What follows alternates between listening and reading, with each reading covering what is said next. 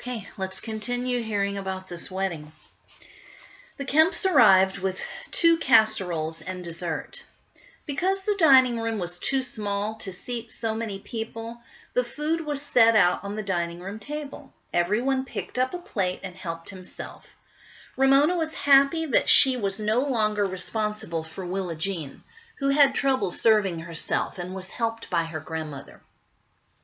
When everyone was seated in the living room enjoying chicken with noodles, a casserole of mixed vegetables, and salad, Aunt Bee, sitting on the floor beside Uncle Hobart, asked, "What kind of flowers did you order for the church and reception hall?" Uncle Hobart dropped his fork and slapped his forehead with his palm.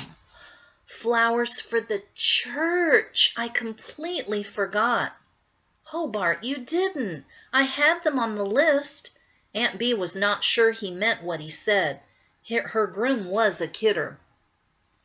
"I did," confessed Uncle Hobart. "We were all so busy eating ice cream cones. I'll call the florist the first thing in the morning." "Are you crazy?" cried Aunt Bee. "The day of the wedding, when florists are swamped with June weddings?" Where would they find more flowers, especially so soon after the Rose Festival? Worn out from progress reports, moving, and excitement, she turned to her fiancé and said, "I thought you said there was nothing to planning a wedding. Well, that just shows how wrong you can be." "If I can be so wrong, why are you marrying me?" demanded Uncle Hobart. He looked tense, which was unusual for him.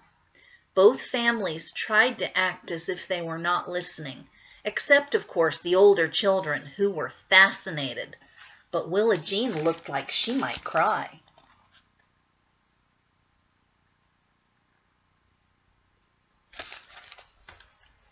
"That's a good question," said Aunt Bee.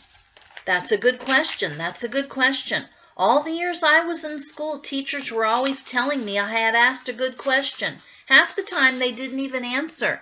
They just asked me what I thought the answer should be, or asked some other kid to answer. Now you're telling me I asked a good question. You sound just like a teacher." "I am a teacher." Aunt Bee's voice was cold. Beezus and Ramona exchanged a "there goes the wedding" look. Now the bridesmaids' dresses no longer seemed like they mattered.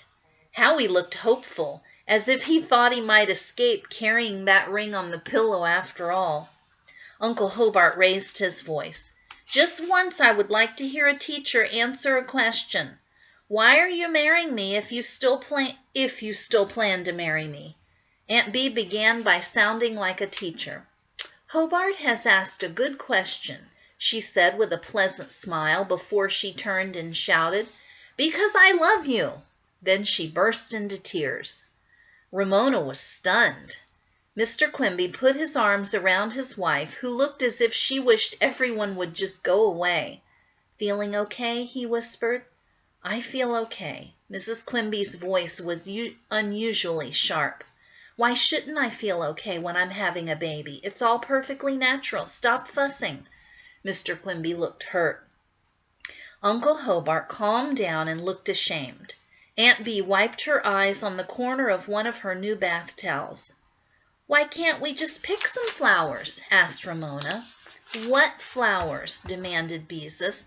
"Those buggy pansies in the backyard?" Now, said Grandpa Day. "This is all just a case of pre-wedding jitters. Relax, everybody. I lived in this neighborhood for 40 years, and I know how the women enjoy a challenge. Make a few phone calls and you will have all the flowers you need." Grandpa Day was right. 2 neighbors had flowers in bloom, bushels of them. Several had bumper crops of roses they would be happy to share. Another had plenty of laurel, which made a nice background and needed pruning anyway. When the matter of the flowers was settled, Aunt Bee said with a wicked smile, "I forgot something too. I forgot to tell you that I had invited all my 3rd graders. They wanted so much to come." "Oh no," thought Ramona. 3rd graders would gobble up all the food at the wedding reception and run around bumping into people and spilling things. Still, she looked forward to seeing the class she had heard so much about from her Aunt Bee. "Great," said Uncle Hobart. "I'll order champagne for 29 more guests." Ramona was horrified. 29 third graders sloshing around with champagne? "Hobart!" Mrs. Kemp spoke severely to her youngest son. "Settle down and do be sensible. You can't serve champagne to children. Order some punch for them." "Sure, Mom." Uncle Hobart glanced at his watch. "Speaking of forgetting, let's not forget the rehearsal." The members of the wedding party whisked their dishes into the sink. They would eat Mrs. Kemp's homemade cheesecake later. Then they climbed into the truck and the Kemps' car to go to the church. Ramona, Beezus, and Howie squeezed into the truck with Uncle Hobart and his bride.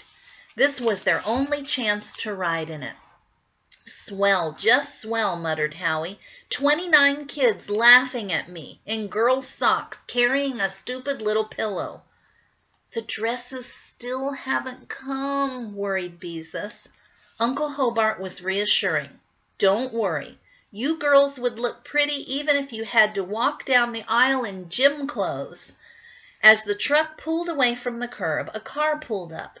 A man jumped out with a big box and ran up to the Quimby's driveway. Ramona glimpsed the word "bridal" on the box. "Our dresses!" she shrieked. "Whew, that was a relief," said Beezus. "Now if they will just fit." "Uncle Hobart," said Howie, "you never did say what kind of noise a camel makes." Ramona wished Howie would forget about camels and pay attention to the wedding. Uncle Hobart whinnied like a horse. "How's that?" "I'm not sure it's right," said Howie. Ramona, who was not worried about the fit of her dress, safety pins could take care of that, or the sound of camels, wondered if 29 third graders, now promoted to the 4th grade, would arrive at the wedding with banana stickers on their foreheads, and if Algy would stay where he belonged until all this was over. July was coming closer every day. Okay, next time we will read Chapter 9, Ramona Saves the Day. See you then.